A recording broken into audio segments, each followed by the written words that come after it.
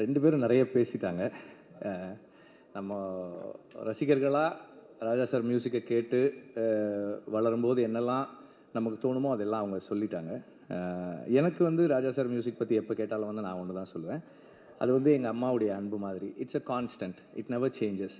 நமக்கு வாழ்க்கையில் நிறைய என்னென்னவோ மாற்றங்கள் வந்தாலும் அவர் மியூசிக் நமக்குள்ளே ஏற்படுத்துகிற அந்த உணர்வு வந்து எப்போதும் அப்படியே தான் இருந்திருக்கு. ராஜா சாரோட பழகிறதும் ஒர்க் பண்ணுறதும் வந்து இது அவர் சொன்னதுக்காக சொல்கிறேன், நான் ரங்கராஜ் சொன்னதுக்காக சொல்கிறேன். அவ்வளோ இலகுவாக, அவ்வளோ எளிமையாக, எந்த விதமான கான்ஃப்ளிக்டோ ஒரு மிஸ் அண்டர்ஸ்டாண்டிங்ஸோ அல்லது கன்ஃபியூஷன்ஸோ இல்லாமல் நீட்டாக ஸ்மூத்தாக அவ்வளோ ஃப்ரெண்ட்லியாக இருக்கும். ஃப்ரெண்ட்லின்ற டேர்ம் நான் ஏன் யூஸ் பண்ணுறேன்னா, he treats me as an equal. ஒரு டைரக்டரை அவர் அப்படி தான் பார்க்குறாரு. அவர் முதல் படத்துக்கு மியூசிக் பண்ணும்போது எனக்கு 1 வயசு. ஸோ ஆனால் என்னோட அவர் பேசும்போது படம் பார்த்துட்டு என்கிட்ட சொன்னார், நான் சஜஷன்ஸ் சொல்லலாமா அப்படின்னு கேட்டார். அவர் அது என்கிட்ட அப்படி கேட்க வேண்டிய அவசியமே கிடையாது.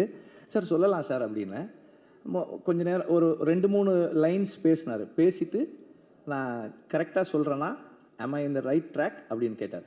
எஸ் சார் கரெக்டாக இருக்குது சார், கண்டினியூ பண்ணுறோமா அப்படின்னாரு. எஸ் சார் அப்படின்னேன். அதுக்கப்புறம் தான் சொன்னார். சொல்லிவிட்டு ஆஸ் அ மியூசிக் டைரக்டர் இது எனக்கு தோணுது, உனக்கு என்ன ஃபீல் பண்ணுறியோ நீ அதை பண்ணு அப்படின்னு சொன்னார். ஸோ அந்த அளவுக்கு என்னை வந்து ஒரு அந்த ஸ்பேஸில் வச்சு தான் வந்து அவர் ஒர்க் பண்ணுவார். இப்போ நான் வந்து மனுஷின்னு ஒரு படம் ப்ரொடியூஸ் பண்ணுறேன், கோபி நயனாருடைய செகண்ட் ஃபில்ம். அந்த படம் வந்து ராஜா சார், கோபி ரொம்ப ஃபீல் பண்ணார். ராஜா சாரோட மியூசிக்கு ஒரு போஸ்டரில் அவரோட பேர் கூட என் பேரும் இருக்கிறது வந்து எனக்கு அவ்வளோ பெரிய பெருமையாக இருக்கும் அப்படின்னாரு. அதுக்கப்புறம் நான் சாரை கேட்டேன், சார் இப்படி ஒரு படம் பண்ணுறேன் சார், பண்ணுறீங்களா அப்படின்னு. பண்ணலாம், டைரக்டர் வர சொல்லுங்கன்னாரு. வந்து அப்புறம் பேசினாங்க. அதில் 2-3 இன்ஸ்டன்சஸ் இருந்தது எனக்கு. இதை நான் சொல்கிறது எதுக்குன்னா, ஒரு கம்போசராக அவருடைய ஒர்க் ஒரு வேலை செய்கிறாரு, அதுக்கும் அவருடைய பர்சனல் லைக்ஸ் டிஸ்லைக்ஸ் அண்ட் ப்ரிஃபரன்சஸுக்கும் எவ்வளவு டிஸ்டன்ஸ் வச்சுக்கிறாரு அப்படின்றதுக்காக தான். அதில் அதோட எண்டில் ஒரு வசனம் வரும். எனக்கு அது சார் அந்த எண்டில் ஒன்று இருக்குது சார், நீங்கள் பாருங்கள், பார்த்துட்டு சொல்லுங்கன்னு. படம் பார்த்தாரு, எதுவுமே பேசலை அதை பற்றி. பிகாஸ் அவருடைய பிலீஃபுக்கு ரைட் ஆப்போசிட்டாக ஒரு ஸ்டேட்மெண்ட்டில் படம் முடியுது. இப்போது ராஜா சார் மியூசிக் பண்ண எனக்கு என்ன இருக்குன்னா, ஐயோ இது எப்படி சார். அப்புறம் கேட்டேன், சார் இது உங்களுக்கு இது அந்த கடைசியில் வர்றதா அப்படின்னாரு. ஆமாம் சார், அந்த அந்த அந்த ஒரு லைன் அப்படின்னா அது பண்ணிடலாம் அப்படின்னாரு. ஒன்றுமே சொல்லலை. அதுக்கு ரொம்ப பியூட்டிஃபுல்லாக ஒரு மியூசிக் கம்போஸ் பண்ணி அதை பண்ணார். அப்புறம் அதில் ஒரு ஒரு ஒரு போலீஸ் ப்ரொசீஜரல் சீன். அது ஒரு சாதாரண ஒரு போலீஸ் ப்ரொசீஜர். அது வாங்க உட்காருங்க, இதை பண்ணுங்கள் அதை பண்ணுங்கள், அப்படி ஒரு சீனு. அந்த சீனை ராஜா இது அவரோட ஒர்க் பண்ண எல்லாருமே சொல்லியிருக்காங்க, நானும் சொல்லணுன்றதால இதை சொல்கிறேன். அது வந்து அவ்வளோ ஒரு ஹியூமன் ஸ்டோரியாக மாற்றுறது இருக்கு இல்லையா. அந்த மியூசிக்கினுடைய பவர், அந்த மேஜிக். அப்புறம் ராஜா சார் பேக்ரவுண்ட் ஸ்கோர் பண்ணும்போது நம்ம போய் உட்காந்து பக்கத்தில் பார்க்குறோம். அவர் ஏதோ பண்ணிகிட்டே இருப்பார். இது இப்போ ப்ளே பண்ணி நான் ரெக்கார்ட் பண்ணிகிட்டே இருப்பேன். அவர் பண்ணுறதெல்லாம் வீடியோவில் எடுத்துகிட்டே இருப்பேன். அவர் பண்ணுற ஈஸ் பார்க்கும்போது நமக்கு என்ன தோணுன்னா, இது ரொம்ப ஈஸி போல் இருக்கே இது. அவர் உட்காந்து அப்படியே பண்ணுவார்.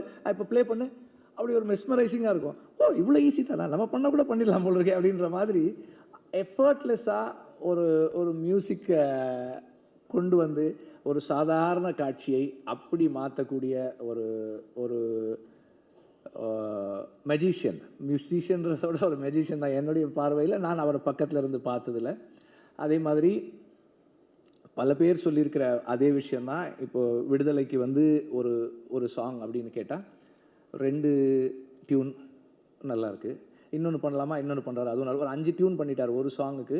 அப்போ ஒரு சாங் இருக்க வேண்டிய இடத்துல 3 சாங் ஆயிடுச்சு படத்தில். அந்த மாதிரி என்னை வந்து அவ்வளோ தனக்கு அவ்வளோ நெருக்கத்தில் அலோவ் பண்ணி he is letting me see himself, அவரோட பேசுறது, அவரோட எக்ஸ்பீரியன்ஸஸை ஷேர் பண்ணிக்கிறது, இதெல்லாம் அவ்வளவு என்ரிச்சிங்காக இருக்குது எனக்கு as a person. And as a film maker அவர் அந்த ஒரு ஃபில்மை அண்டர்ஸ்டாண்ட் பண்ணிக்கிறது, அப்ரோச் பண்ணுறது, and way he treats background score for a film. ஒரு சீன் பார்த்துட்டே இருந்தார், அவர் நோட்ஸ் எழுத ஆரம்பிக்கும் போது சொன்னார், அந்த சீன் ரொம்ப நல்லா இருக்குது, அதனால் அதை அப்படியே விட்டுருவோம், மியூசிக் வேண்டாம் அப்படின்னாரு. இதெல்லாம் வந்து எனக்கு நார்மலாக நம்ம இது வரைக்குமான அனுபவம் வந்து ரொம்ப நல்லாயிருக்கு, நம்ம இன்னும் நல்லா ஒரு மியூசிக் பண்ணணும் அப்படின்றது ரொம்ப நல்லாயிருக்கு. Let us stay away, let us give the space for silence அப்படின்றது, இதெல்லாமே வந்து ரொம்ப ஸ்பெஷலானது. These are all my personal experiences. And Raja சாருடைய லைஃபை படமாக எடுக்கிறது அப்படின்னும் போது it's a big documentation of a nation. இந்த நாட்டினுடைய அவர் ஒர்க் பண்ணிக்கிட்டு இருக்க இந்த 40+ இயர்ஸ் ப்ளஸ் அவர் அந்த பாயிண்ட்டுக்கு வர்றதுக்கு முன்னாடியான 40 இயர்ஸ், இவ்வளவு காலங்களையும் ஒரு நாட்டினுடைய வரலாற்று பதிவாக அவருடைய இசையில் நாம் கொண்டு வந்து சேர்க்குறோம். Because film music is our bookmarks of life. ஒரு பாட்டை கேட்டால் ஒரு அனுபவம் வரும். எனக்கு வந்து தேவர் மகன் சாங் கேட்டால், நானும் என் ஃப்ரெண்டும் வந்து ஒரு ராணிப்பேட்டிலேருந்து வெள்ளூர், எனக்கு அப்போ ஜாண்டிஸு, வீட்டில் உட்கார வச்சுருந்தாங்க, எங்கள் அம்மாவுக்கு தெரியாமல் சைக்கிள் எடுத்துக்கிட்டு போனோம். அங்கேருந்து போய் அந்த படத்தை பார்த்துட்டு திருப்பி வந்தோம். எனக்கு அது ஞாபகம் வரும், தேவர் மகன் சாங். ஸோ என்னோடய லைஃப்பில் முக்கியமான events, I mean not my own life but everybody's life, நமக்கு ஃபில்ம் மியூசிக் வந்து லைஃப்பை, ஈவெண்ட்ஸை, பர்சனல் ஹிஸ்ட்ரியை மார்க் பண்ணுற புக் மார்க்ஸாக இருக்கிறது வந்து ஃபில்ம் மியூசிக் நமக்கு. அப்போ அந்த மாதிரி இன்றைக்கி இருக்கிற இங்கே இருக்கிற எல்லாருடைய வாழ்க்கையிலும் ஏதோ ஒரு விதத்தில் அவங்களோட பர்சனல் ஹிஸ்ட்ரியில் ராஜா சாரோட மியூசிக் இருக்குது. அவரோட லைஃப் ஒரு ஃபில்மாக ஆகுது அப்படின்னும் போது it is our own films also being mat. இப்போது நான் ரொம்ப விரும்பி கேட்ட ஒரு பாடல், என் வாழ்க்கையில் ரொம்ப முக்கியமான பாடல், அது உருவானதை அந்த படத்தில் நான் பார்க்கும்போது என் வரலாறும் அந்த பாடல் இருக்குது. அதனால் வந்து இது Tamil music, Tamil film music கேட்டு வளர்ந்த அத்தனை பேருடைய படமாகவும் இது இருக்கும். அண்ட் இந்த படத்தில் ஏதாவது ஒன்று நானும் இதில் ஏதாவது ஒரு விதத்தில் கான்ட்ரிபியூட் பண்ணுறதுல வந்து ரொம்ப பேஷனட்டாக இருக்கேன். ஏதாவது ஒரு விதத்தில் பண்ணணும் அப்படின்றத ரொம்ப விருப்பமாக இருக்கேன். And Arun, it's a big gift that is been given to you. I wish you all the very best. அனைவருக்கும் வணக்கம். நேற்று ஸ்ரீராம் அவர்கள் கால் பண்ணி இன்னைக்கு வரணும்னு சொல்லியிருந்தாரு. எனக்கு இங்கே வந்து என்ன சொல்கிறது, என்ன பேசுறதுன்னு தெரியல. பெரியவர்கள்லாம் இருக்காங்க. இது வரைக்கும் சொல்லாத எதையும் நான் புதுசாக சொல்ல போகிறதில்ல. அவர் ஒரு பெரிய கடல் மாதிரியானவர். மிகவும் எப்படி சொல்கிறது, நிறைய பேருடைய பிலீஃப்க்கு அகேன்ஸ்டாக அவர் மிகவும் தன்னடக்கமானவர். அது நிறைய பேருக்கு தெரியல. அவர் வந்து இல்லை, இது ஏன் சொல்கிறேன்னா, நாங்கள் ஒரு தடவை பேசிக்கிட்டு இருக்கும்பொழுது ஒரு வெஸ்டர்ன் மியூசிக் பீஸ் பற்றி ஒரு பேசிகிட்டு இருந்தோம். அப்போ அவர் வந்து அதெல்லாம் பெரிய ஒர்க் அப்படி சொல்லியிருந்தார். நான் வந்து உங்களால் முடியாததெல்லாம் ஒன்றும் இல்லை அப்படின்னா, அவர் சொன்னார், இல்லை இல்லை, நமக்கு நம்மளுடைய உயரம் தெரியணும், எனக்கு என்னோடய ஹைட்டு தெரியும் அப்படின்னு சொன்னார். ஸோ இது ஒரு பாயிண்ட்டு. நான் இந்த வரும்போது கூட யோசிச்சிருந்தேன் என்னெல்லாம் சொல்லலான்ட்டு. பட் நிறைய இருக்குது அவரை பற்றி சொல்கிறதுக்கு. வெற்றி சொன்னது மாதிரி தான், நான் ரொம்ப தயங்கி தான் அவர்கிட்ட ஒர்க் பண்ண போனேன். அவர் வந்து ஏன் இவ்வளோ தயங்குறீங்க? இல்லை, ஜென்ரலாகவே நாங்கள் பிறந்ததுலேருந்து உங்கள் மியூசிக் கேட்டு வளர்ந்துருக்கேன் அப்படின்னு சொன்னதுக்கு அவர் சொன்னார், இங்கே வந்தீங்கன்னா நீங்கள் டைரக்டர், ஒரு டைரக்டர் என்ன கேட்குறாரோ அது கொடுக்குறதா என்னுடைய ஒர்க்கு, அதனால் நீங்கள் என்ன வேணால் கேளுங்கன்னாரு. அது உண்மை. நான் இங்கே வந்தது இந்த படத்துக்கு வாழ்த்துறதை காட்டிலும் அதிகமாக இன்றைக்கு இருக்கக்கூடிய இயக்குநர்களுக்கு ஒரு கோரிக்கை வைக்கலான்னு தான் நான் வந்தேன். அருள் கூர்ந்து எல்லோரும் அவரோட ஒரு தடவை வேலை செய்திருப்பார்கள். இது அவருக்கு இல்லை, இது இயக்குநர்களுக்கு ஒரு பெரிய அனுபவமாக இருக்கும். ஏன்னா இப்படி ஒரு டெக்னீஷியன் வந்து இருந்தாருன்னு நாளைக்கு யார்கிட்ட சொன்னால் நம்ப கூட மாட்டாங்க. உங்களுக்கு அவரோட ஒர்க் பண்ணி பார்த்தா தான் அந்த அனுபவம் புரியும். எனக்கு அந்த அனுபவம் கிடைச்சதுனால சொல்கிறேன். அப்புறம் வரும்பொழுது நிறைய யோசிச்சுட்டு பெரிய பெரிய ஆசைகளோடு வாங்க. ஏன்னா அவர் ஒரு வனதேவதை மாதிரி எது கேட்டாலும் கொடுக்கறதுக்கு தயாராக இருக்கார். நாம் பெருசாக கேட்டால் அவர் பெருசாக கொடுப்பார். அதனால் அனைவரும் வந்து அவரோட ஒர்க் பண்ணணும்னு நான் வேண்டி கேட்டுக்கிறேன். இளைஞர்கள் அப்புறமா ஏற்கனவே அவரோட ஒர்க் பண்ணவங்க அத்தனை பேரும் அவரோட திருப்பி ஒர்க் பண்ணணும்னு நான் ரொம்ப விரும்புகிறேன். அவ்வளோதான். மற்றபடி இந்த படம் நல்லா வரும்னு ரொம்ப நம்பிக்கை இருக்குது. ஏன்னா அவருடைய வாழ்க்கையில் ஏகப்பட்ட சுவாரஸ்யமான சம்பவங்கள் இருக்குது. நான் அவருடைய ஒர்க் பண்ணும்பொழுது அதிக நாள் ஒர்க் பண்ணதானே தான் நினைக்கிறேன். ஏன்னா ஒரு மாதம் தினம் போய் அவரோட உட்காந்துக்குவேன். 10 நிமிஷம் தான் ஒர்க் பண்ணுவோம். பட் நிறைய கதைகள் கேட்டிருக்கேன் அவர்கிட்ட. ஸோ அந்த கதைகளில் நிறைய விஷயங்களை அருண் படமாக எடுப்பார்னு நினைக்கிறேன். இந்த படம் எப்படி எடுப்பாங்கன்னு நான் ரொம்ப தயங்கி இருக்கும்பொழுது ஏகப்பட்ட விஷயங்கள் இருக்குது அப்படின்னு நான் நினச்ச பொழுது இந்த மலைப்பெல்லாம் இல்லாமல் இந்த மாதிரி தயக்கங்களை பற்றியெல்லாம் பெருசாக கவலைப்படாத ஒரு டைரக்டர் இருக்கார். அதனால் அவர் அருண் அதை பண்ணிடுவார்னு நினைக்கிறேன். அப்புறம் எந்த பாத்திரத்தை கொடுத்தாலும் சிறப்பாக செய்யக்கூடிய நடிகர் இருக்கிறார். அவர் அதை சிறப்பாக செய்வார்னு நினைக்கிறேன். இந்த படம் வெற்றியடைய வாழ்த்துக்கள். நன்றி, வணக்கம். இசைஞானி இளையராஜா சார் அவர்களுக்கும் உலகநாயகன் கமல் சார் அவர்களுக்கும் என் நண்பர் வெற்றிமாறன் அவர்களுக்கும் என் செல்லம் பாரதி ராஜா சார் அவர்களுக்கும் மற்றும் வாழ்த்த வந்திருக்கும் அனைவருக்கும் என்னுடைய வணக்கம்.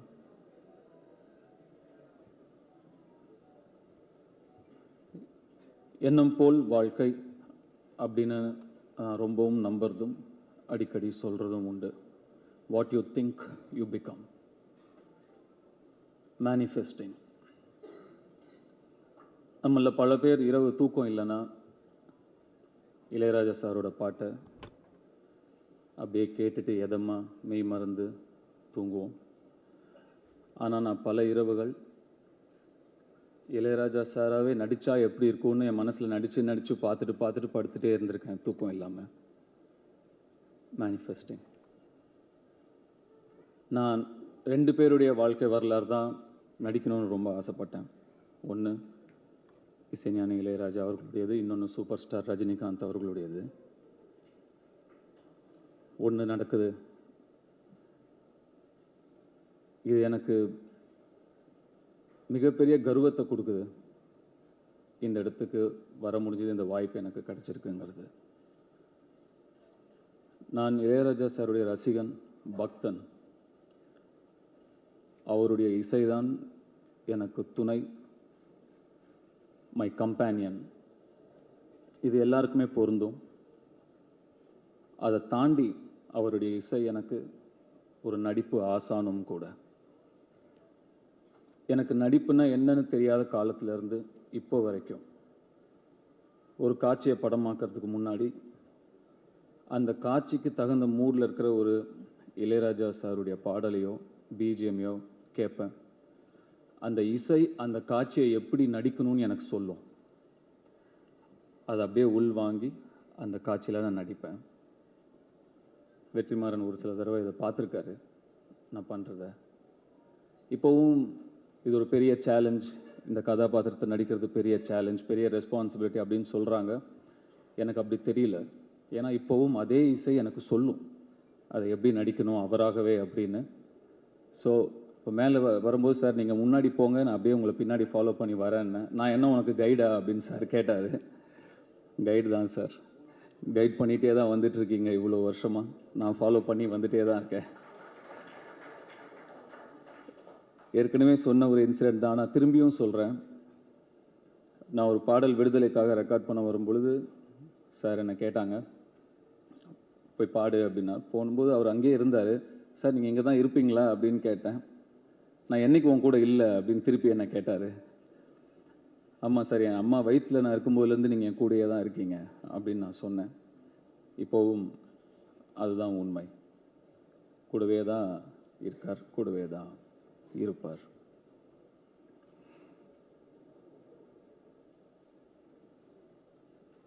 நிறைய விஷயங்கள் பேசணும்னு நினைக்கிறோம். ஆனால் நம்ம முன்னாடி நிறைய பேர் பேசுறதுனால நிறைய பாயிண்ட்ஸ் நம்ம யோசிச்சுட்டு வந்துடுது போயிடுது. வெற்றி ஒரு சில விஷயங்களை அப்படியே போகிற போக்கில் அடிச்சிட்டாரு.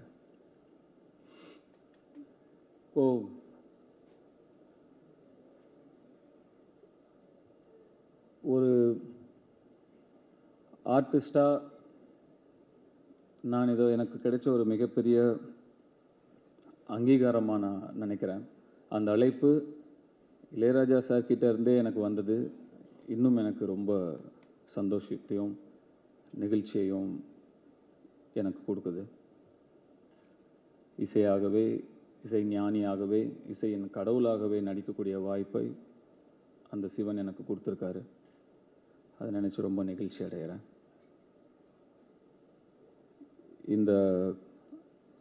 இங்கே இதை வாழ்த்த வந்திருக்கும் கமல் சார், அவருக்கு இசை மீதும் இசைஞானி மீதும் இருக்கும் காதலையும் அன்பையும் இதை காட்டுது. ரொம்ப நன்றி சார். அருண் நிறைய ப்ரெஷர் போடுறாங்கன்னு நினைக்கிறேன். எந்த ப்ரெஷரை எடுத்துக்காதீங்க. இதை என்ஜாய் பண்ணி பண்ணுற ஒரு விஷயமாக தான் நான் பார்க்குறேன். இந்த ஒரு வரலாற்று சிறப்புமிக்க ஒரு படைப்பில் நம்ம இருக்கோங்கிறத என்ஜாய் பண்ணணுமே தவிர நம்ம அதை ப்ரெஷர் எடுத்துக்கூடாது, சேலஞ்சாகவும் நினச்சக்கூடாதுன்னு நான் நினைக்கிறேன். இந்த இடத்துல நான் இவ்வளவு மட்டுமே பேச நான் நினைக்கிறேன். இசையை பற்றியும் இசை ஞானியை பற்றியும் பேசும் ஒரு மேடை வரும். அப்போ நான் விரிவாக இன்னும் நிறைய விஷயங்களை பகிர்ந்துக்க விரும்புகிறேன். I am so blessed. Thank you so much for all of you for coming and blessing us. இப்போதைக்கு ஏனோ தெரியல, ஒரு ஓரமாக நின்று குயில் பாட்டு அப்படிங்கிற பாட்டை வந்து ரெக்கார்ட் பண்ணும்போது எங்கள் அப்பா இப்படி நின்று பார்த்துட்டு இருந்த அவருடைய முகம்தான் எனக்கு இங்கே ஃபுல்லாக தெரிஞ்சுக்கிட்டே இருக்குது. இங்கேருந்து போகும்போது அவருக்கு ஃபோன் பண்ணி நான் கண்டிப்பாக இதை நான் பகிர்ந்துக்கணும்னு ஆசைப்பட்றேன். இன்னும் நிறையா இருக்குது. அப்புறம் லேட்டர் பேசுறது கண்டென்ட் இருக்காமல் போயிடுங்கிறதுனால இப்போ இதோட ஸ்டாப் பண்ணிக்கிறேன். தேங்க்யூ. ஏன் இனிய தமிழ் மக்களே, உங்கள் பாசத்திற்குரிய பாரதி ராஜா ஏதோ ஒரு புதிய உலகுக்கு அந்த மாதிரி சொல்ல வரும்போது என் நண்பன் இளையராஜா உலகத்தில் நம்ம எதையோ அதிசயமாக பார்ப்போம். உலக அதிசயங்கள் எத்தனையோ சொல்லுவாங்க. இன்றைய அதிசயம் தாஜ்மஹால் சொல்லுவாங்க. இப்படி ஒன்று அதில் இளையராஜா ஒரு பெரிய நினைவு. இந்தியாவிலேயே இதுவரையிலும் நானும் சினிமா கலைஞனாக வந்திருக்கேன். எத்தனையோ மியூசிக் ஒர்க் பண்ணியிருக்கேன். ஆனால் அவனை சைல்ட்ஹுட்லேருந்து நான் கூடவே வந்தேன். அது என்ன சக்தியோ அவனுக்கு. அவன் கண்ணை பாருங்க, ஒரு பவர்ஃபுல் ஐஸ். அந்த உதவி மூஞ்சிலிருந்து எப்படா என்னடான்னு வேணும். மேடையில் கருதி நான் பேசவில்லை என்று தவறாக எடுத்து விடாது. ஏன்னா நான் இளையராஜா அவர்கள் சொல்லலாம், ஆனால் சொல்ல முடியல. அவன் தான் எனக்கு சொல்லி பழக்கம். அதனால் அதை யாரும் தவறாக எடுத்துக்கிறாங்க. சின்ன வயதிலிருந்து நான் ராஜாவை பார்க்குறேன். எனக்கு ரொம்ப அதிசயம். பக்கத்தில் இருந்து நான் வளர்ந்த நானே அதிசயப்படுறேன். when he compose he forget himself. அவன் மூச்சோட இசையாக தான் வெளியே வரும். சும்மா அந்த விரலை வச்சு தடுத்தா நம்மளுக்கு இசை சத்தம் தாங்க. ஹார்மோனியை பெட்டில் அவன் கீபோர்டு வாசிக்கிறதில்ல. அந்த ஹார்மோனியை பெட்டி என்னை வாசி நான் போட்டு துன்புறுத்தி எல்லா விரலையும் இழுத்துக்கிறோம். அவனும் ட்ரை பண்ணுறான், நல்ல மியூசிக் இல்லாமல் விட்டுருவான்னு. விட மாட்டேங்குது அந்த ஹார்மோனியம். கைவி அப்பேற்பட்டோம். என்ன உள்ள நுழைஞ்சோன்னு இந்த மாதிரி சின்ன ஃபங்க்ஷனாக இளையராஜாவுக்கு பார்த்து என்னடா. இந்திய மாநிலங்களில் எத்தனை மாநிலங்கள் இருக்கிறதோ அத்தனையும் ஒன்று சேர்ந்து அவனுக்கு இந்திய அரசாங்கம் ஒரு பெரிய விழா நடத்த வேண்டும். அன்னைக்கு நான் அந்த விழாவில் கலந்துக்கணும் ஒரு ஆசை. அது ஒரு தூய்மையான சட்டை, தூய்மையான மூஞ்சி. எப்படி என் கூட தான் இருந்தேன், எப்படி இப்படி ஒரு ஞானம் வந்துச்சு? சின்ன வயசுலேயே ஞானம். எல்லா இடங்களும் சொல்லுவேன். அந்த காலத்து இன்னைக்கு என்ன அந்த காலத்திலேயே ஒரு கம்பியை போட்டுக்குவோம், இதில் கட்டுவோம், இந்த கம்பியை இங்கே போய் கட்டுவோம், ஒரு பூட்டு எடுத்துக்குவோம். நல்லா கவனிங்க, இதெல்லாம் ஏற்கனவே சொல்லிட்டேன். டொங்கின்னு ஒரு தட்டுவான், இது வைப்ரேஷனில் இந்த ஸ்ட்ரிங் இப்படி போகும்ல, வாசம் பூட்டை வச்சுக்கிட்டு ஒரு அதிசய பிறவின்னு மேடையில் நான் இருக்க சொல்லலாம். உண்மையிலேயே ஒரு அதிசய பிறவி. காலங்களால் எத்தனை நூற்றாண்டுகள் ஆனாலும் இந்திய மாநிலமும் தமிழ் மாநிலமும் இளையராஜாவை மறக்க முடியாது. நானே அசதுவேன். கூட ஒரு பெற்ற தாய் அப்படின்னு பிள்ளையா அவங்களுக்கே அதிசயப்பட வச்சிடும். அதுபோல் ஒரு நண்பனாகவும் எனக்கு தெரியல, உன்னை பற்றி பேசுறது கூட எனக்கு அருகு இருக்கான்னு தெரியல. தி கிரேட் இளையராஜா. இது எப்படி ரொம்ப கஷ்டம் இந்த படம் பண்ணுறது, ரொம்ப ஆராய்ச்சி பண்ணி பண்ணணும். அவனோடு இருந்து வளர்ந்து ஒவ்வொன்றையும் கவனித்து செய்யணும். பெரிய பொக்கிஷமாக வர வேண்டும். ஒரு சினிமா மாதிரி வரக்கூடாது. இந்தியாவில் மிகப்பெரிய பொக்கிஷம் இளையராஜா. அது வரும். அது தனுசு எனக்கு ஆச்சரியம், இப்படி கடவுள் போய் இப்படி சேர்த்து வைக்கிறாரு. நான் ரொம்ப அதிசயப்படுவேன். தனுசு ஐயோ ஐயோ, எப்படி நான் நடிகனாக எடுக்கிறதா, இயக்குனராக எடுக்கிறதா, எழுத்தாள் நான் எடுக்கிறதா, எந்த இதுக்கும் கட்டுப்படாதவே இருந்தது. எல்லாமுமாய் நான் கூட வேலை செஞ்சேன், மிரண்டு போயிட்டேன். அதை மனிதாபிமானத்திலே கிரேட் சரியாக கடவுள் கொண்டு சேர்த்திருக்காரு பாருங்க இளையராஜாவின் தனுசு. ஏன்னா எதுவும் நடக்க இருக்கிறது, இது மிகப்பெரிய விஷயமாக இது நடக்க இருக்கிறது. அதனால தான் 2 பேரையும் கடவுள் கூட அந்த உட்கார வச்சுட்டார். ரொம்ப பேசக்கூடாது இளையராஜாவை பற்றி பொழுது வந்தீங்க. ஏன்னா தெரிஞ்சது தானே கதைச்சிக்கிட்டே இருக்கணும். தே வில் ப்ரூவ், அவங்க நிரூபித்து காட்டுவாங்க. பாரதி ராஜா என்ன, இந்த ராஜா வந்து இந்த ராஜாவுக்கு இப்படித்தான். யார் ராஜாவாக இருந்தாலும் தோற்றுருவாங்க, இந்த ராஜா மட்டும்தான் ஜெயிப்போம். அது ஒரு பாட்டு ஒன்று போடுவோம், ராஜா ராஜா ராஜா இந்த ராஜா தூக்காது.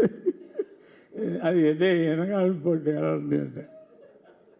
தூக்காத எங்கும் கூஜானோம். Great man.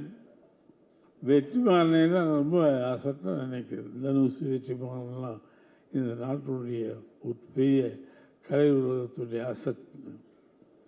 இளையராஜா வீட்டில் வந்து உட்காந்துருக்காங்கன்னா, எனக்கு இளையராஜா வீட்டில் போய் உட்காந்து பேசுறதுக்கே அவன் இல்லைங்க ரொம்ப அற்புதமாக இருக்குது அவன் கேட்பான். ரொம்ப அற்புதமாக இருக்குன்னு நம்ம சொல்லி பார்ப்போம். என்ன அற்புதம் இல்லை, பாட்டு சூப்பர். இல்லை அந்த ஓட்டுங்க என்ன தெரியும் மியூசிக் பற்றி பேசுகிறோம். நான் உனக்கு பிரமமாக பாராட்டுவேன், உனக்கு என்ன தெரியும் மியூசிக் பற்றி தெரியாதுடா. அதனால தான் சச் கிரேட் பீப்புள். என் கமலஹாசன் நான் வரிசையாக சொல்ல முடியாது. அவன்லாம் கலையுலகத்துடைய மிகப்பெரிய சொத்து. 16 வயதிலே படம் எடுக்கும்போது நான் பெரிய பாப்புலர் ஹீரோ. மலையாளங்கள் அது இது நடிச்சுட்ருக்காரு.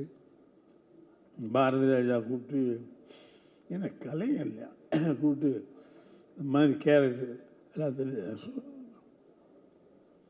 இந்த ட்ரெஸ்ஸு இப்படி இருக்கணும், காக்கி சட்டை உள்ளக்கா மாதிரி நடைய அவன் கொடுத்த நடதான். அதில் டென்ட்டு இல்லை கடி டெங்கு அடி டெங்கு நடப்பாங்க. கடவுள் நான் எவ்வளோ பெரிய பாக்கியசாலிங்க. கமலோட சேர்ந்து தனுஷோட வெற்றிமாறன் நான் தான் லக்கி ஃபெல்லோ. நான் தான் அந்த 16 வயதில் ஒரு நடப்பாங்க. எவனாவது எல்லா ஹீரோ, ஒரு பாப்புலர் ஹீரோ எல்லாத்தையும் கழட்டி போட்டு ஒரு கோவம் மட்டும் தான் கொடுத்தேன். அவன் ஒன்றுமே சொல்லலை. என்ன பண்ண, என்ன கட்டணுமா இல்லை அழுத்து விடணுமா சொல்லலாம். அதான் துணிச்சல் இல்லைமே. கலைஞர்கள் அவனை மாதிரி துணிச்சலான கலைஞன், சாக்ரிஃபைஸ் கலைஞன் கிடையாது. ஏதோ கேரக்டர் பண்ணுறது இல்லை அந்த ஆள். அதை இங்கே அந்த அந்த 10 செகண்டில் உள்ள நுழைஞ்சி நமக்கே தெரியாத ஒரு டைமென்ஷன் வரும். நம்ம இப்படி நினச்சிட்டு இருப்போம், ஆத்தாவையும் காசு விடுன்னு எப்படி சொல்லுறது, நம்ம வேறு மாதிரி சொல்லி கொடுப்போம். ஆத்தாவையும் காசு விடு போகிறேன்னு சொல்லுங்கள் சார், அதில் சேஞ்சஸ் பண்ணுவோமா? ஆமாம், இந்த ஸ்லாங்கே வேறு மாதிரி இருக்கும், உச்சரிப்பு. அத்தைய பெருங்கலைஞன் இளையராஜா, கமலஹாசன், தனுஷ், வெற்றிமாறன் எல்லாமே எல்லாம் பெரிய பெரிய ஆட்களாக தான். மிகச்சிறப்பாக இந்த படம் வந்து the world record from Tamil, the world record from தமிழ்னு வந்து ஒரு ஜாப்பனீஸ்காரன் பார்க்கணும், சைனாக்காரன் பார்க்கணும், அமெரிக்கன்ஸ் பார்க்கணும், எல்லா பேரும் இந்த படத்தை பார்க்கணும். வணக்கம். ஒரு டைரக்டருக்கோ திரைக்கதை ஆசிரியருக்கோ ஆரம்பத்தில் ஏற்படும் குழப்பம் எல்லாம் எனக்கும் இருக்கிறது. எங்கேருந்து ஆரம்பிக்கிறது இந்த கதையை? நாங்கள் சந்தித்ததை பற்றி ஆரம்பிக்கிறதா, முதல்ல எங்கே பார்த்ததுன்னு நினைக்கிறதா? எனக்கு தெரியவே தெரியாது. ஒரு பாவலர் பிரதர்ஸ்ன்னு தெரியும். நான் வந்து அமர் தான் இளையராஜான்னு நினச்சிட்டு இருந்தேன். ஒரு ஃபங்க்ஷனுக்கு போகிறோம், அங்கே வந்து இளையராஜா அப்படின்னா இவர் எந்திரிக்காமல் உட்காந்துட்டு இருக்காரு, வேற யாரோ நடந்து வராங்க. அவ்வளோதான் தெரியும் எனக்கு. அதற்கு பிறகு சார் நான் அந்த மாதிரி மியூசிக்கு ரசிகன் ஆரம்பித்து அது கொஞ்ச நாளில் அண்ணன் ஆகி ஐயான் ஆகி அது வந்து இப்போ எல்லாரும் நினச்சிட்டு இருக்காங்க குணாவுக்கும் அபிராமிக்கும் ஒரு காதல் பாட்டு போட்டு கொடுத்துருக்காருன்னு. இல்லை, அது எங்களுடைய காதல் பாட்டு. என் கண்மணிக்கு நான் எழுதிய கடிதம், அதுக்கு இசையமைச்சிட்டார் அவர். அற்புதமான விஷயம். எனக்கு டைரக்டருடைய இதை பார்க்கும்போது பெரிய பிரம்மாண்டமான வேலையும் தான். அந்த இளையராஜா அவர்கள் எனக்கு பாடும்போது ஒரு சந்நியாச மந்திரம் பாட வேண்டிய நேரம் வந்தபோது ஒன்றும் பாடெல்லாம் முயற்சி பண்ணாங்க, விட்டுருங்க அதுவாக வரும் அப்படின்னாரு. பாடலில் ஒரு பெரிய கிளாஸ் அன்னைக்கு எனக்கு கிடைத்தது. அந்த கவனம் பண்ணுறது, எஸ்பிபி குரலில் இருந்தால் நல்லா இருக்குமான்னு ட்ரை பண்ணுறது, அதெல்லாம் பண்ணாதீங்க, உங்களுக்குள்ள ஒன்று இருக்கு, அது கிடைச்சா போதும் அப்படின்னு சொன்னாங்க. அந்த மாதிரி ஈஸியாக இருக்கணுங்கிறது தான் அவரே உங்களுக்கு கொடுக்க போகிறாரு அந்த அட்வைஸு.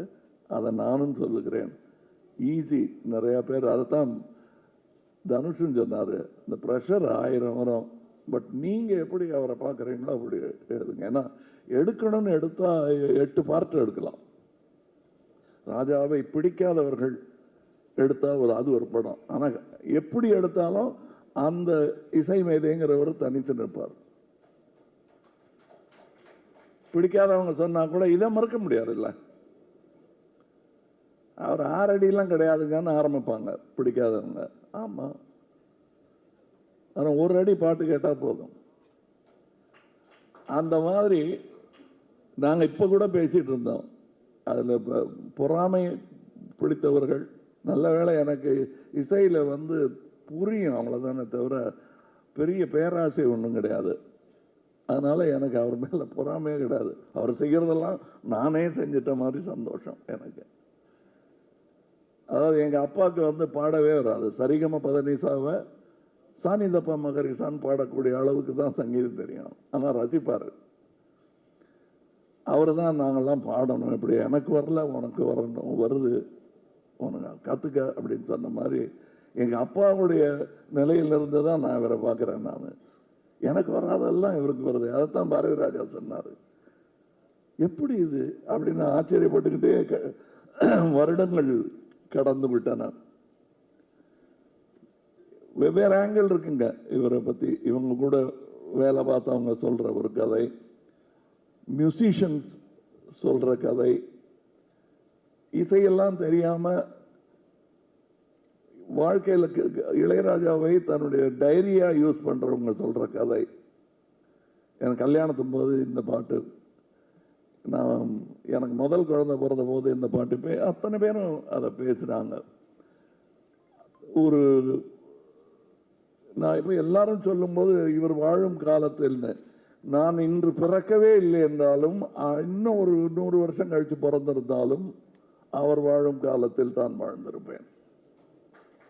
ஏன்னா அவருங்கிறது இசைதான் அப்பவும் இருக்கும்.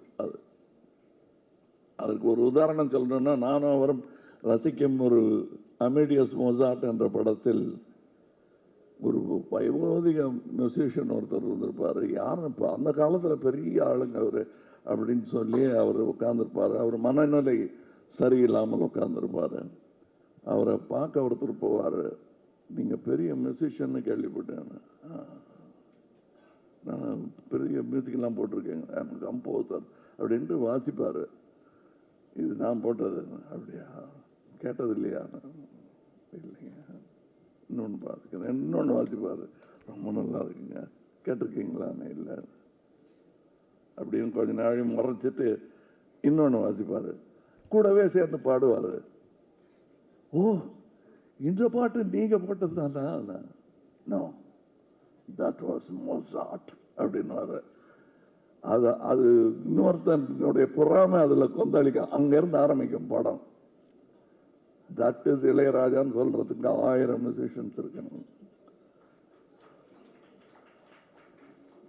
அந்த மாதிரி எனக்கு இப்போ நான் தான் சொன்னேன், சாயங்காலம் ஒரு ஃபங்க்ஷன் இருக்கு, எல்லாரும் மனம் விட்டு பேசினான்னா நீங்கள் நேரம் இங்கேருந்து அங்கே தான் வர வேண்டியிருக்கும் அப்படின்னு சொன்னேன். Once again to the director நான் சொல்றது, உங்கள் பார்வையில் உங்களுக்கு சொல்லணும்னு தோன்ற அந்த நிஜத்தை சொல்லுங்கள். ப்ரெஷர் எடுத்துக்காதீங்க. ஏன்னா இந்த படம் இசைஞானி இளையராஜாவை பற்றிய படம் மட்டும் இல்லை, பாரத் ரத்னா இளையராஜாவை பற்றிய படம். இது வாழ்த்துல டிமாண்ட், எங்களுடைய டிமாண்ட். இதுலேயே கொஞ்சம் பாஷையெல்லாம் கம்மியாக இருக்குது, தமிழ், தெலுங்கு, மலையாளம், கன்னடா, ஹிந்தி. இன்னும் இந்தியாவிலேயே இன்னும் நிறைய பாஷை இருக்குது. அத்தனையும் சேர்த்து அவையிலெல்லாம் இந்த கூட்டிகிட்டு போவார் இவர். இப்போ சொன்னார் இல்லையா தனுஷ், எனக்கு வழி நடத்தும் என்ன, உங்களை அவர் இசை வழி நடத்தி ரோடு போட்டு கொடுத்துருவோம் உங்களுக்கு, எல்லா ஊருக்கும் போகலாம், போக வேண்டும். நான் எனக்கு பொறாமையே கிடையாது. அதான் நான் சொன்னேனே, சார்னு ஆரம்பிச்சு, அண்ணன் ஆரம்பிச்சு, ஐயான்னு ஆரம்பிச்சு, இப்போ வித்தியாசம் இல்லாமல் அவருக்கு பாராட்டு வரும்போதெல்லாம் எனக்கு வருவதாக எனக்கு தோன்றும். அப்படிப்பட்ட ஒரு பாராட்டு விழாவாகத்தான் நான் இதை எடுத்துக்கொள்கிறேன். இதில் இன்னும் நிறையா சொல்வதற்கான விஷயங்கள் எனக்கு இருக்கிறது. ஆனால் இதற்கு பிறகு இசை வெளியீட்டு விழா, பிரீமியர், வெற்றி விழா, நிறைய வாய்ப்புகள் இருக்கிறது. அங்கேயெல்லாம் பேசுவதற்கு நிறைய இருக்கிறது, பேசலாம். வாழ்த்துக்கள், வணக்கம்.